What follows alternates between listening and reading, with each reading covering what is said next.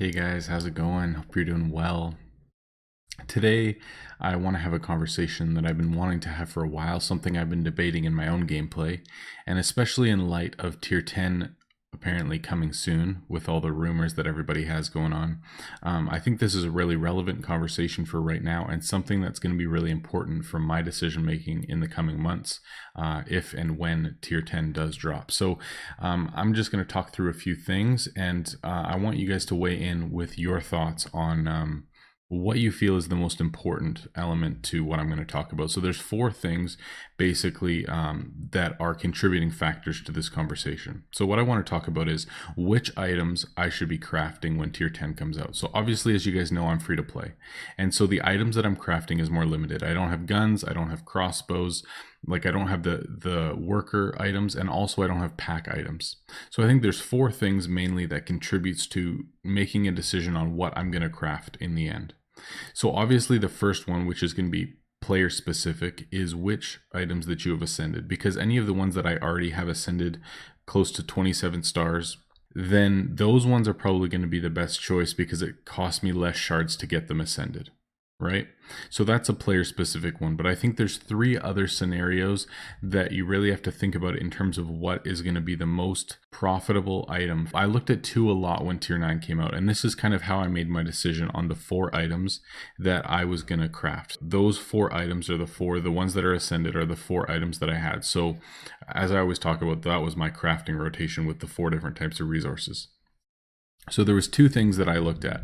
One was, what's the base value of this item and what does it cost me to craft? So for this one, for example, it's 420,000. And in order for me to craft it, as you can see there's 4 of the thread and 3 of the eyes. So the thread costs X, the eyes cost X. You minus that from 840,000. That's basically how much profit I'm making for each one. So that made a lot of sense to me, where it's just, this is what it costs, this is what I get out of it. The next thing I looked at is how many Tier 9 resources or Tier 3 resources it takes to craft that item. So as you can see, the cloth chest is 10 blue, and this guy here is 8 blue resources, or ether, if you will. And so, as you may know, Tier 3 resources are the ones that you're going to go through the fastest, so that's going to become a bottleneck. So any of these that use a lower amount of Tier 3 resources made more sense for me to be crafting these, because then I can craft for a longer period of time without running out. And so that's why I have 10, 10, 8, and 7 in my crafting rotation, because one of my biggest priorities was choosing the ones with the least resources used. Where if you look here, there's some items that use... Here we go. This one uses 16. Now Ascended, I think, goes down to 13. Yeah, that's correct. But still, 13 compared to one with the same resources that only uses 10 or uses 8 or uses 7, you're going to be able to craft the one with the least resources. So that's why I actually made some of the other decisions, because even if you're only making a certain amount of money per item, long term, if you can't keep crafting that item, then you're making less money. So those are kind of the main considerations when trying to choose which item, for me anyway. But I think there's actually one factor that should matter more than anything else, but I don't know if it actually pays for itself or not, but I think it's going to be one of my biggest considerations. So let me show you what I mean. Before, the only really good spell item that was available was the normal Tier 9 spell. And so anyone can craft it. It's a free-to-play item. And so that was a really good craft for free-to-play players because it's the best in slots. So you're going to get more amount of gems for that item.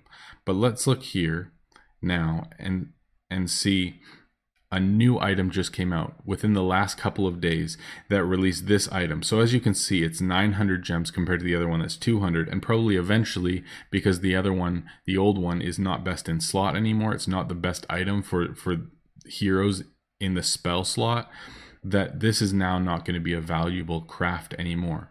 So this is not as viable of an option.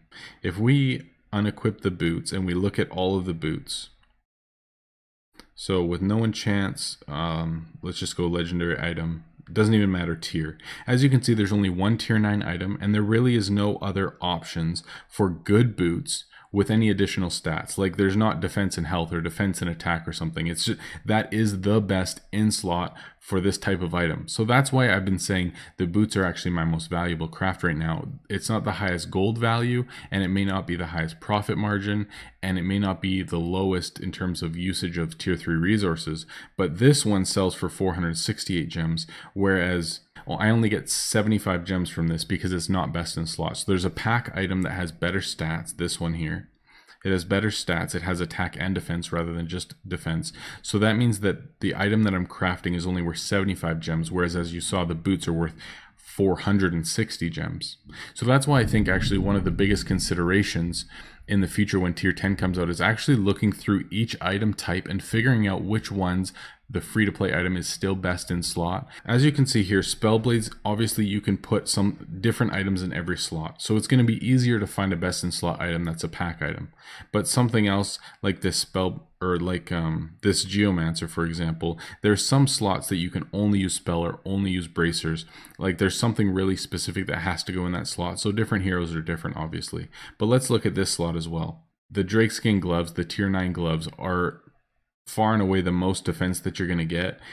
And so some people may still be paying for these patch leather bracers, which are almost 200 gems still.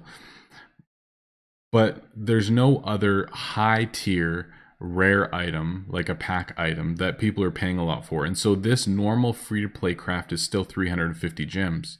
Whereas some of my other crafts are only like 50 or 70 or 100 gems. So I think as I go into tier 10, one of my biggest considerations is going to be look at each and every item that I can make with leather. Look at each and every item that I'm able to make with herbs. So let's do that. I'll show you in a second.